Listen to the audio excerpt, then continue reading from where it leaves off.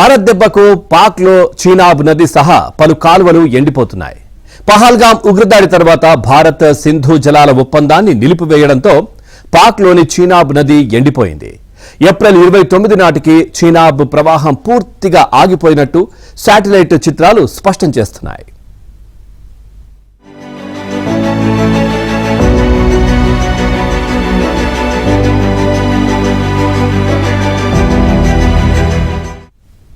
పహల్గాం ఉగ్రదాడి నేపథ్యంలో సింధు జలాల ఒప్పందాన్ని భారత్ నిలిపివేయడంతో దాయాది దేశం పాకిస్తాన్ ఉక్కిరి బిక్కిరవుతోంది.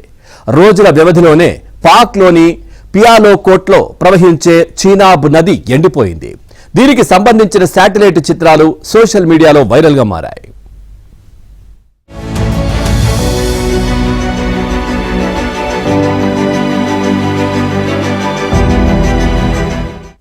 ఇక పాక్ జీవనాడి అయిన సింధు జలాలను కట్టడి చేయడంతో ఏప్రిల్ 29వ తేదీ కల్లా పొరుగు దేశంలో ప్రధాన నది అయినటువంటి చీనాబ్లో ప్రవాహాలు పూర్తిగా కనుమరుగైనట్లు శాటిలైట్ చిత్రాల ద్వారా స్పష్టమవుతోంది.